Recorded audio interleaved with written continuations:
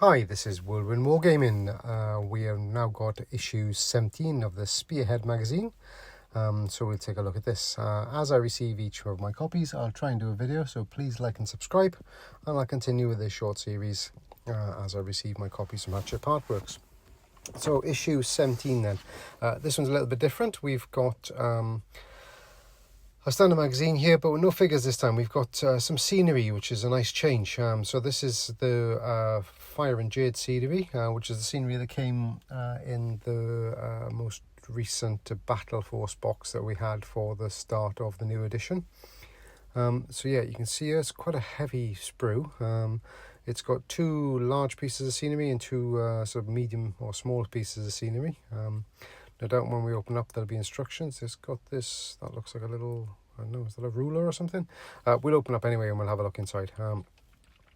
So as we've got it here then, we've got the two pieces of scenery, $9.99 for these.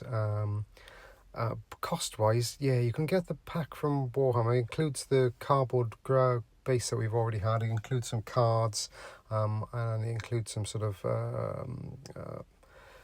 markers as well to put down. So yeah, you are saving a goodly bit on what you normally get. Then we go back into some background lore then, again talking about the Seraphon. These are the Starborn and the Colour Seed, and talking a little bit more, so giving you a bit of sort of background lore and information on these different factions as we receive them.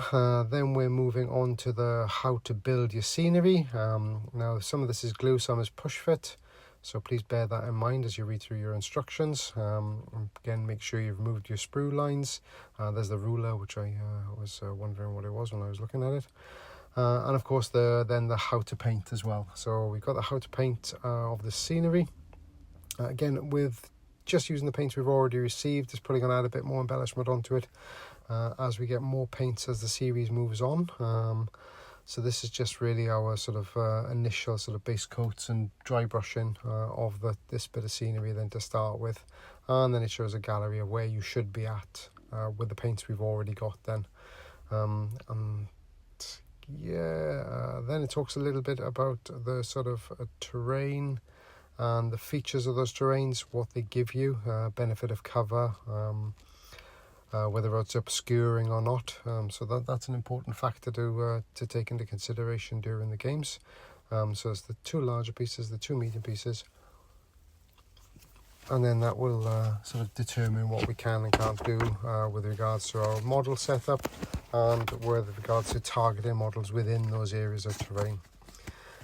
Then it goes on to saying that each player will receive one large, one medium piece of terrain at the start of the game, and then how you place that terrain. It's got to be at least 3 inches from the board edge. It's got to be at least 6 inches away from another piece of terrain. And once we've laid out our board, it's obviously giving some representation to what's obscuring then, your visibility, and whether you're receiving cover or not. And the final part of this then is the storming the fortifications. This has got your clan rats up against your stormcast here then. Obviously some of the stormcasts have got special keywords. I think the fly keyword is the important one to look out for here. And then it's sort of skims through a hypothetical sort of turn by turn basis or section by section turn of your turn. Then moving on, just shows us a little bit of what's coming. And on the back page in issue 18, we get the first part of our Croxigar models, which will turn up in issue 18, and then the second part in issue 19. So that's it, guys. Yeah, thanks very much. Please like and subscribe, and I'll get on with it as soon as I can.